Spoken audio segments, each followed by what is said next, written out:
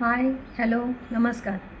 आज खूप दिवसांनी परत एकदा तुमच्यासमोर आली आहे आणि मागचे 2-3 एपिसोड्स जे आपण केले जे बिझनेस रिलेटेड आहेत आणि माइंडसेटवरती आपण एक केला, मार्केटिंगवरती, सेल्सवरती एक केला. तर आज असाच एक विषय मी घेऊन आली आहे, तो म्हणजे फायनान्स. तर प्रत्येक बिझनेस करणाऱ्या व्यक्तीला फायनान्सची गरज असते.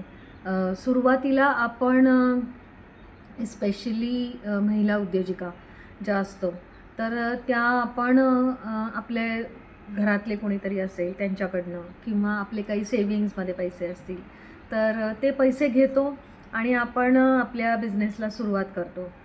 मोस्ट ऑफ द टाईम असं होतं की काहीतरी आपल्याला पदार्थ एखादा चांगला करता येत असतो, काहीतरी आपल्याला आर्ट अँड क्राफ्टमधलं काहीतरी चांगलं करता येत असतं किंवा आपल्याला ड्रेस मटेरियल्स किंवा साड्या यांची आवड असते आणि म्हणून आपण त्या पद्धतीचा व्यवसाय करायला सुरुवात करतो.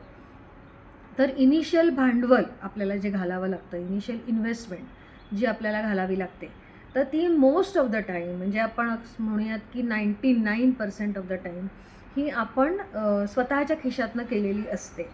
आणि ती करत असताना एक थोडंसं नाही म्हटलं तरी थोडंसं ॲप्रिहेन्शन म्हणूयात आपल्याला, की आपल्याला हे पैसे पुरतील का? किंवा ह्या पैशामधनं आपल्याला जे करायचं आहे ते आपण करू शकतो का? वगैरे वगैरे ह्या सगळ्या गोष्टी मनामध्ये असतातच प्रत्येकाच्या. पण त्याचबरोबर आपण नवीन बिझनेस सुरू करतो आहे, तर थोडेफार का होईना आपल्याला पैसे तर घालावेच लागणार आहेत वगैरे असाही विचार आपल्यामध्ये असतो. मग हळूहळू आपण बिझनेस सुरू केल्यानंतर मग त्याच्यामधनं काही इन्कम व्हायला लागतं. मे बी काही आपण समजा एखादा मसाला करत असू तर त्याचं प्रोडक्शन असेल किंवा काही ट्रेडिंग करत असू म्हणजे काही रिसेल गोष्टी करतो.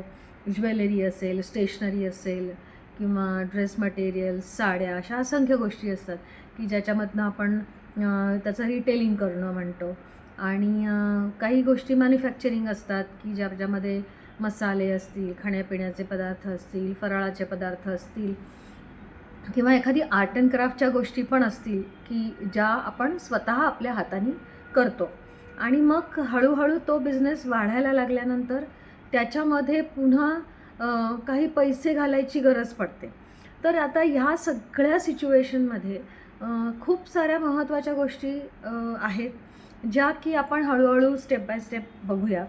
त्याच्यातली सर्वात महत्त्वाची गोष्ट अशी की जे आपण सेल्फ फंडिंग जे असं केलेलं आहे असं आपण म्हणतो आहे की बाबा आज आपण माझा बिझनेस ना सेल्फ फंडेड आहे. आता आपण शार्क टँक सगळेजण खूप आवडीने बघतो, त्यामुळे आपल्याला ह्या सगळ्या टर्म्स ज्या आहेत ह्या आपल्याला समजायला लागल्या आहेत. तर हे सेल्फ फंडेड आहे असं जेव्हा आपण म्हणतो त्यावेळेला इनिशियल स्टेजेसमध्ये आपण किती पैसे इन्व्हेस्ट केले आपल्या बिझनेसमध्ये आणि त्याच्यातनं मला किती प्रॉफिट झाला किंवा नाही झाला. तो जर प्रॉफिट झाला असेल तर किती पर्सेंट झाला किंवा जर लॉस झाला असेल तर तो किती झाला, या सगळ्याचा हिशोब आपल्याला मांडण्याची फार गरज असते. आणि ते कुठेतरी लिहून ठेवणं हे देखील खूप इम्पॉर्टंट असतं. बऱ्याचदा असं बघितलं जातं की तसं होत नाही. समजा मी एखादी वस्तू आहे, एखादी साडी आहे समजा, तर मी ती माझी खरेदीची किंमत किती असेल, खरेदीची किंमत म्हणजे काय, विक्रीची किंमत म्हणजे काय, MRP म्हणजे काय, त्याच्यानंतर जर समजा माझ्याकडे मॅन्युफॅक्चरिंग असेल तर त्या मॅन्युफॅक्चरिंगच्या ह्याच्यामध्ये मी रॉ मटेरियलला किती पैसे खर्च केले आहेत, त्या रॉ मटेरियलमधनं माझा म्हणजे ज्या कच्चा माल मी आणते आहे त्या कच्च्या मालामधनं माझा तयार प्रॉडक्ट किती झालं आहे. फॉर एक्झाम्पल मी समजा असं उदाहरण दिलं की मला मसाला करायचा आहे, तर त्या मसाल्यासाठी मी किती इन्ग्रेडियंट्स आणले आहेत, खडे मसाले किती आणले आहेत वगैरे वगैरे, आणि मग त्याच्यामधनं माझा एकंदरीत गोडा मसाला किती तयार झाला आहे याचा काही हिशोब. मग किती पैसे खर्च केल्यानंतर किती किमतीची वस्तू तयार झाली माझी, मग त्याची MRP किती असली पाहिजे, माझी विक्रीची किंमत ही किती असली पाहिजे, ह्या सगळ्या गोष्टींचे हिशोब आपण लिहून ठेवणं फार गरजेचं आहे. दुसरं त्याच्यातलं महत्त्वाचं असतं की आपले कष्ट आणि आपण त्याच्यामध्ये घालवलेला चे पेट्रोल असं आपण म्हणूया की वस्तू आणायला जातो आहे आपण, तर त्याच्यासाठी आपण टू व्हीलरनी जातो, तर त्याचं पेट्रोल किती खर्च झालं. त्यानंतर आपण जर समजा गॅस वापरत असू तर त्या गॅस तो किती वापरला, त्याचा खर्च. सो हा सगळा जो काही छोटा बारीक सारीक खर्च असतो हा आपण लिहून ठेवतो का, हा खूप महत्त्वाचा विषय आहे. बऱ्याचदा असं बघितलं जातं की नाही लिहून ठेवलं जात.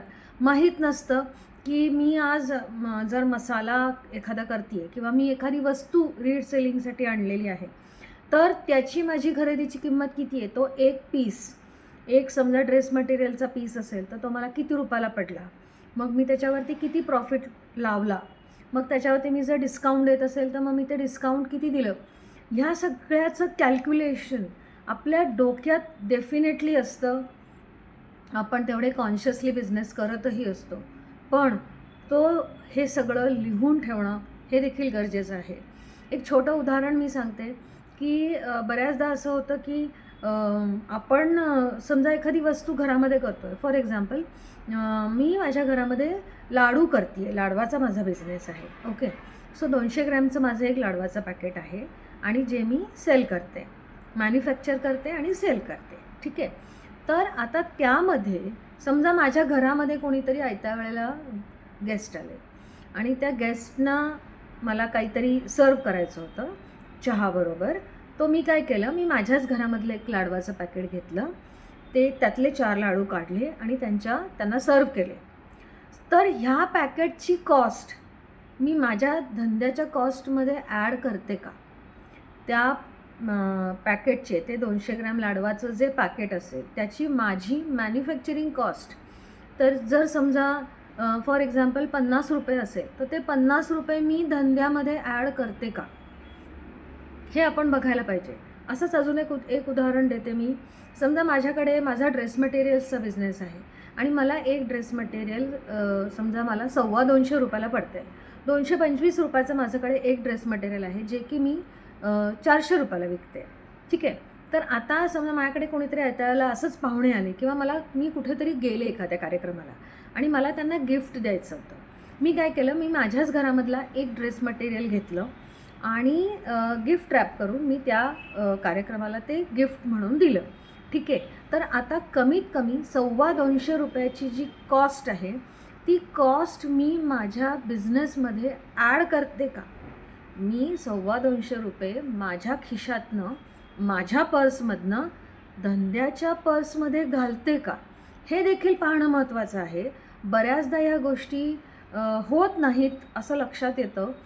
ज्या वेळेला कॉस्ट विचारली जाते प्रॉडक्टची त्यावेळेला देखील बऱ्याच उद्योजकांना ती माहीत नसते. समजा जोशी स्वीट्सच्या दुकानामध्ये, चितळ्यांच्या दुकानामध्ये चकलीचं पॅकेट 120 रुपयाला मिळत असेल तर मी माझी कॉस्ट देखील 120 रुपयेच लावणार. असं सरधोपट एक हिशोब लावला जातो. तो न लावणं ॲक्च्युली हे बरोबर आहे, तर तसं नाही करायला पाहिजे. किंवा जर मी 120 रुपये जर कुठल्या पदार्थाची किंवा कुठल्याही वस्तूची किंमत मी लावत असेल तर मला त्याचं कारण मला कळलं पाहिजे. ते मग कारण माझ्याकडे तयार असलं पाहिजे. कारण जर समजा एखाद्या व्यक्तीने मला असं विचारलं की चितळ्यांची 120ला मिळते तर तुझी 145ला का, किंवा चितळ्यांच्याकडे 120ला मिळते पण माझ्याकडे 100 रुपयाला का, याचं उत्तर कस्टमरला आपल्याला देता आलं पाहिजे. आणि त्या कारणासाठी म्हणून हे बॅकएंडची जी कॅल्क्युलेशन्स असतात ही खूप महत्त्वाची असतात. आपण बऱ्याचदा असं बघितलं जातं की महिला उद्योजिका ज्या आहेत त्या ह्या गोष्टींच्याकडे फारसं लक्ष देत नाहीत, त्याच्यामध्ये त्या लक्ष घालत नाहीत. मे बी त्याच्याबद्दलची एक थोडीशी भीती असेल किंवा त्याबद्दलची इन्फॉर्मेशन नसेल, म्हणून या गोष्टी यांच्याकडनं होत नसतील. आणि ज्यांच्याकडनं होत असतील तर त्यांना खूप सारे जास्ती कॉंग्रॅच्युलेशन्स की तुम्ही इतक्या कॉन्शियसली अशा पद्धतीचा हा बिझनेस करता आहात. तर मला असं वाटतं की या सगळ्या गोष्टींच्याकडे आपण खूप लक्ष द्यायला पाहिजे.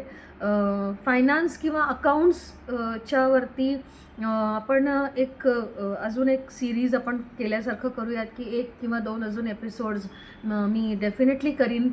आणि तुमच्यापुढे मांडीन.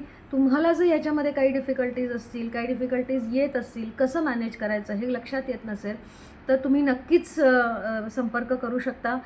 तुम्हाला माहितीच आहे की आपण सिनर्जी इव्हेंट्स हे छोट्या एंटरप्रेन्युअर्ससाठीच आपण हे प्लॅटफॉर्म तयार केलेलं आहे. ज्यायोगे आपण सोसायट्यांच्यामधनं, मोठ्या मोठ्या सोसायट्यांच्यामधनं विकेंड्सना एक्झिबिशन्स ऑर्गनाईज करतो, ज्यायोगे तुमचा कस्टमर बेस, महिला उद्योजक असतील किंवा छोटे एंटरप्रेन्युअर्स असतील, त्यांचा कस्टमर बेस वाढावा, त्यांना जास्त बिझनेस अपॉर्च्युनिटीज मिळाव्यात, यासाठी आपण प्रयत्न करत असतो. त्याच पद्धतीने हे आपण आत्ता करतो आहोत. तर फायनान्स रिलेटेड आपण अजून पुढे पुढे थोडी इन्फॉर्मेशन घेऊच यात नक्की. तर आत्ता मी इथे थांबते. हे फक्त सुतोवाच केलं आहे. तुम्ही नक्की ह्या सगळ्या गोष्टींच्यावरती विचार करा आणि परत भेटूयात आपण या अशाच एका छोट्याशा व्हिडिओमध्ये. थँक्यू. नमस्कार. थँक्यू.